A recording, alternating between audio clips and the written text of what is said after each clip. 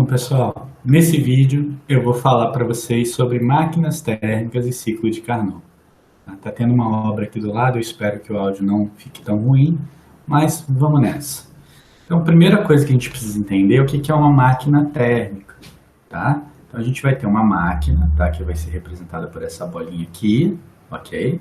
E a gente vai ter um reservatório quente, certo? A gente vai falar melhor disso daqui a pouquinho. E também, esse reservatório quente, aliás, ele vai fornecer calor para a nossa máquina térmica. A gente vai chamar esse calor de quê? Quente, ok? E temos também um reservatório frio. Aqui é o reservatório frio. Esse reservatório, ele vai receber um calor rejeitado pela máquina, ok? E essa máquina, o que a gente quer fazer? A gente quer produzir trabalho, certo? Então veja bem, essa máquina recebe calor, fornece trabalho e acaba rejeitando uma parte do trabalho. Ela opera como um ciclo, né? E o nosso ΔU dessa máquina, ele tem que ser igual a zero, ou seja, todo o calor, né? Deixa eu botar de outra forma aqui, tem que ser igual a zero. O calor que entra na máquina, certo? Tem que ser igual ao que sai da máquina, mais o trabalho que sai da máquina, o trabalho realizado por essa máquina, tá? A gente tem essa nomenclatura aqui, certo? A gente pode definir a eficiência dessa máquina como o trabalho produzido, tá, em módulo, ou seja, sem olhar o sinal, ok? Dividido, tá, pelo calor absorvido pela máquina, ok? Então, se essa eficiência fosse, né, se ela fosse igual a 100%, isso indicaria, né, por essa fórmula aqui de cima, que o Q frio seria igual a zero, ok? Mas isso não acontece. Então, as máquinas térmicas, como eu falei, elas sofrem transformações cíclicas que podem ser repetidas infinitamente. E o rendimento dela, como eu falei, é o trabalho retirado da máquina sobre o calor absorvido, certo? Aqueles reservatórios a gente entende como uma grande massa, tá? Um grande sistema que pode fornecer ou receber calor do nosso sistema de estudo, no caso a máquina térmica. E nessa troca de calor, o reservatório não muda sua temperatura, então ele é caracterizado por sua temperatura. Então, aqui nós temos uma temperatura TQ, né, de temperatura quente, e aqui embaixo uma TF, temperatura do reservatório frio, ok? A gente já viu o enunciado de Kelvin, que diz que é impossível construir uma máquina térmica com eficiência de 100%. Ou seja, a gente vai ter um calor rejeitado por uma fonte fria aqui, ok? Aqui eu já falei para vocês, né, na aula síncrona, mas está um exemplo aqui. Nós temos uma fonte quente, uma fonte fria, a entrada de 20 joules, por exemplo, de calor, a máquina produz 5 joules e são retirados, né, rejeitados, melhor dizendo, 15 joules, de modo que a eficiência dessa máquina seria esse trabalho sobre o calor quente, ou seja, 5 sobre 20, ok? Igual a 25%, ou 0,25, ok? Bom, mas se o rendimento não é 100%, qual é o rendimento máximo que a gente pode ter? Quem veio responder isso foi Carnot, Nicolas Leonard Sadi Carnot. Ele estava interessado em compreender a capacidade das máquinas, tá, a vapor em realizar trabalho, ou seja, ele queria saber a eficiência da máquina. Então, Carnot definiu as etapas de operação da máquina para ser atingida a máxima eficiência possível. Lá no capítulo anterior, quando a gente estava falando de primeira lei, lembra que eu falei que os processos reversíveis eram aqueles que tinham o melhor cenário?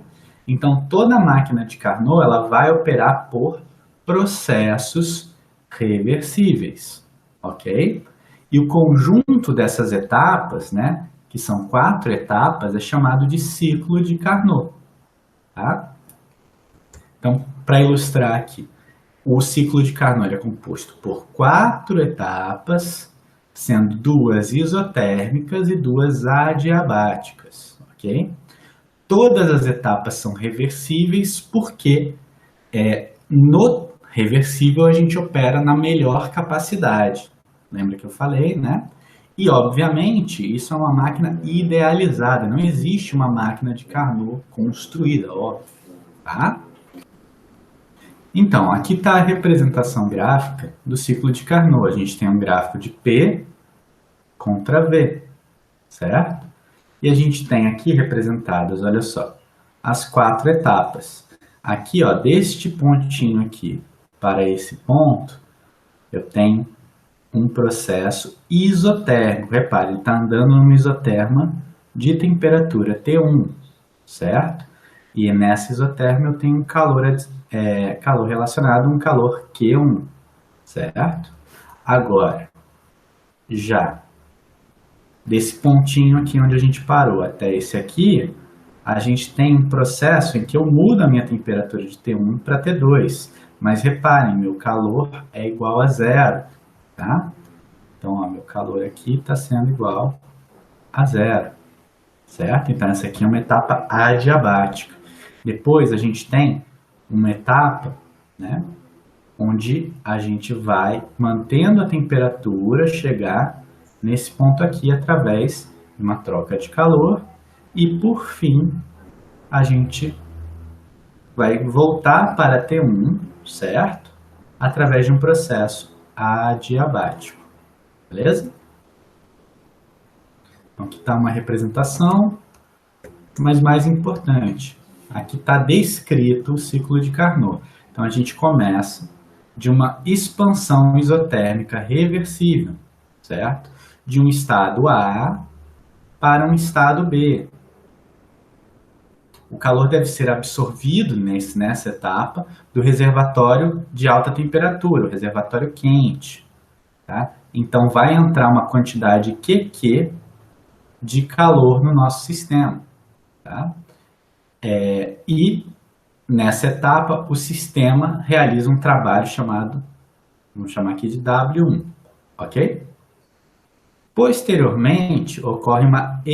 Por que ele realiza o trabalho? Porque é uma expansão, tá? Próxima etapa, ainda também é uma expansão adiabática reversível também. Agora é do meu estado B para um estado C. Se é adiabático, não há troca de calor. Então, o trabalho realizado nesse ciclo vai ser W2, certo? Aqui o sistema está realizando o trabalho. Esse trabalho para a gente aqui é o que a gente quer tirar da máquina, certo? Na expansão é a parte que a gente tira o trabalho da máquina, é o que a gente está interessado. Para completar o ciclo, depois a gente vai para uma etapa de compressão isotérmica reversível do ponto C para o ponto D. Nesse, o calor, uma quantidade de calor QF, sai do sistema indo para o reservatório frio, né, de baixa temperatura. Essa etapa também tem um trabalho associado, esse trabalho é W3. Tá? Por fim, a gente tem uma compressão adiabática reversível de D para A, né, do estado D, voltando para o estado inicial A. Nessa aqui não há troca térmica, que é igual a 0, e a gente tem mais um trabalho, certo? Então, repare que a gente voltou para a condição A, ou seja, a máquina fechou o nosso ciclo, tá? Aqui está mais uma vez a representação, olha só. Aqui a gente já está botando o que é o A para B, ó, etapa expansão isotérmica reversível, depois de B para C, expansão adiabática reversível, de C para D, compressão isotérmica reversível, e de D para A gente tem a compressão adiabática reversível. Como eu falei, a gente vai ter um trabalho W1, um trabalho W2, um trabalho W3 e um trabalho W4. O trabalho total retirado da nossa máquina, ele vai ser, né, o quanto a máquina realizou de trabalho menos o quanto a gente teve que gastar nas etapas de compressão. Ok? Isso a gente está calculando o trabalho líquido produzido num ciclo da máquina. Ok? Então, vamos representar aqui nas nossas tabelinhas de estados. Então, a gente tem 4 estados, um estado A, um estado B, um estado C e um estado D, e a gente retorna para o estado A, tá? Esse daqui é igual a esse daqui. A gente tem nossos estados, certo? E a gente tem temperatura, certo? Eu não vou colocar aqui as outras propriedades, mas a gente tem que de A para B, certo? Vou até voltar aqui, é uma expansão isotérmica. Então a gente tem aqui, ó, uma T1 que se mantém no estado B. Agora, de B para C, é uma expansão adiabática, onde a temperatura vai para T2, certo? E aqui a gente também vai ter um T2, porque de C para D é uma expansão, compressão isotérmica. E de D para A, tá? A gente tem a temperatura retornando para T1 numa compressão adiabática. Então, daqui para cá, a gente tem um calor que vem da fonte quente.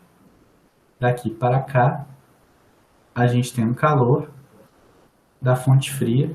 Esse aqui está entrando e esse aqui está saindo. Ok? A gente pode, então, olhar a segunda lei da termodinâmica para deduzir algumas coisas aqui, tá? Então, deixa eu mudar aqui o slide. O que a gente quer, como é uma etapa cíclica, a gente vai calcular ΔS. Como é uma etapa cíclica, perdão, esse ΔS vai ser igual a zero. A gente vai voltar para o mesmo estado inicial, ok? Mas esse ΔS, ele é a soma do ΔS de A indo para B, mais o ΔS de B indo para C, mais o ΔS de C indo para D, mais o ΔS de D indo para A. E ele tem que ser igual a zero. Lembrando, deixa eu mudar a cor da canetinha aqui. Ó, essa etapa aqui, essa daqui, ó, é isotérmica. Essa aqui também, certo? Já essas outras duas, e aqui, ó, adiabática. Adiabática, ok? Então vamos lá, vamos primeiro calcular o das adiabáticas. O ΔS, pessoal, lembrando, o processo é reversível, certo? O ΔS, então, ele pode ser calculado como aquela integral do dQ reversível sobre a temperatura, certo? Então, por exemplo, na etapa de B para C, a gente sai do estado B e chega no estado C. Só que ela não é uma etapa adiabática reversível, então o calor ali vai ser igual a zero. Então, esse ΔS vai ser zero. E o mesmo raciocínio se aplica para o ΔS da etapa de D para A. Então, a gente tem dois ΔS que são nulos, Beleza? Agora, vamos olhar os da isotérmica, certo? Nos da isotérmica, né, por exemplo, o ΔS aqui, de A para B, ele vai ser de novo essa integral, só que agora de A para B, do dq reversível sobre T. Só que, como é reversível, aliás, como é isotérmico, esse T sai da integral, então fica essa quantidade de calor sobre a temperatura. Nesse caso aqui é o calor quente que está entrando no sistema, então vai ficar um sinal de mais aqui. Já do ΔS de C para D, a gente vai ter o calor frio sobre a temperatura, só que esse calor está saindo. Dessa forma, se eu juntar cada um dos termos dessa equação aqui de cima, né, que a gente expressou ali embaixo, a gente chega à conclusão que o Q quente sobre a temperatura, faltou só os índices aqui, pessoal. Essa temperatura aqui é a temperatura, cadê? A minha canetinha está aqui, reservatório quente, isso aqui é a temperatura do reservatório frio, tá? Eu não mencionei aqui, tá? Vou até corrigir.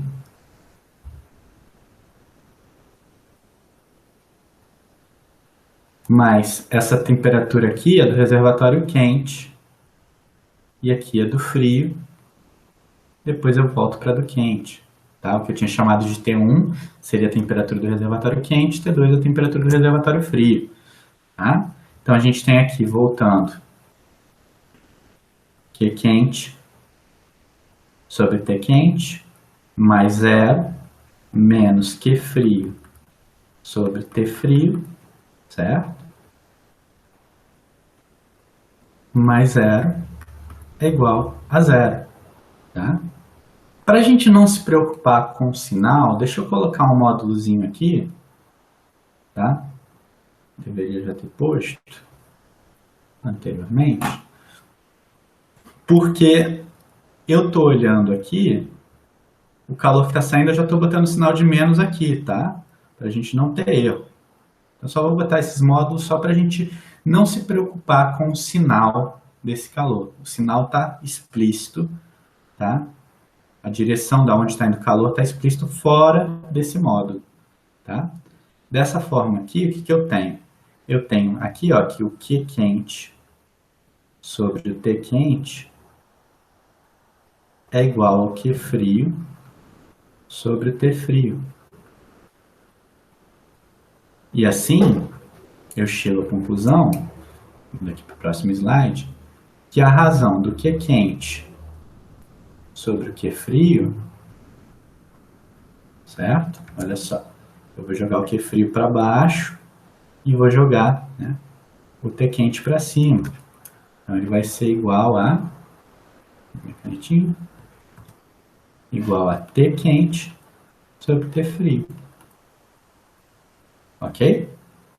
E isso vale para a máquina de Carnot. Vamos voltar no cálculo da eficiência? A eficiência ela é o trabalho total produzido, certo?